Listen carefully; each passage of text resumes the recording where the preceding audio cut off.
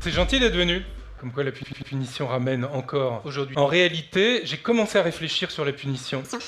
Je dis, être gentil, c'est Rendre service à quelqu'un qui vous le demande. Et punir, c'est rendre service à quelqu'un qui vous le demande pas. Alors, avec la gentillesse, elle est aimable et aimante. La punition, elle est moins aimable, mais elle est plus aimante et aimante. Je vais vous faire ça en 3 parties. Je vais vous montrer comment la punition a régressé, comment elle est devenue, même au niveau du vocabulaire, au niveau lexical, elle est devenue discrète, secrète. Ensuite, je vais vous expliquer donc comment la punition se pratique.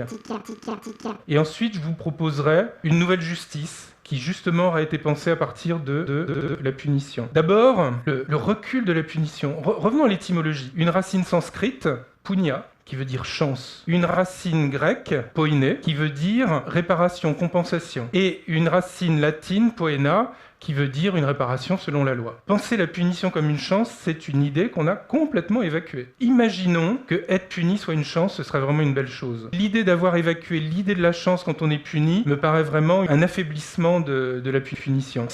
On l'a choisi pour justement évacuer le terme de punition, noyer le poisson, noyer le poison, puisqu'on considère que la punition c'est ça, et être dans le positif, juste et moral, être dans une joie apparente, qui est en réalité très hypocrite. Le 3e point de ce recul de la punition, il faut rendre la punition universelle et qui montre que la punition c'est un système de normes et la punition prend son sens à l'intérieur de toutes ces normes. Nullum crimen, nulla poena, sine lege.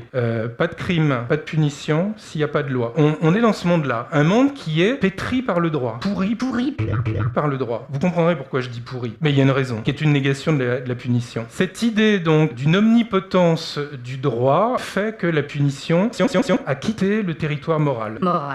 Du jury de 12 membres d'intelligence moyenne tirés au sort et qui doivent voter à la fin des délibérations pour le meilleur des 2 avocats. On voit bien qu'il y a cette idée quand même que la justice, elle est très formelle, très fausse, très injuste, très inégalitaire. Très fausse, très injuste, très inégalitaire. Le pénal est complètement bouffé la punition, qui était du registre moral à l'origine. Mais je voudrais qu'on fasse une distinction entre la punition et la maltraitance. Le système dans lequel on est aujourd'hui, qui est un système où le droit prime, fait que mais on est dans une société qui abolit la punition, qui la privatise de cette dimension corporelle qui est chaleureuse. Ce que je voulais vous dire en dernière partie, c'est que il faut revaloriser la punition. Et en réalité, on pense pas. Ce que je voudrais montrer, c'est qu'on peut penser la punition d'abord, et on verra qu'on a une justice meilleure après, à la vôtre. Ensuite, on a inventé un seul moyen d'échange, l'argent, et on a inventé une seule punition, c'est la prison.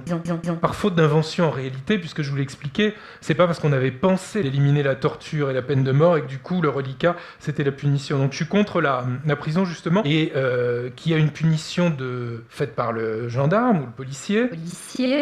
Et mine en grec, ça veut dire vomir. Nous, on est dans une société du vomi, et on va la brûler. La propriété, plein de trucs, des écrans, des chiens, des voitures, des mobylettes, des vélos, des meubles, tout. Et on va tout brûler.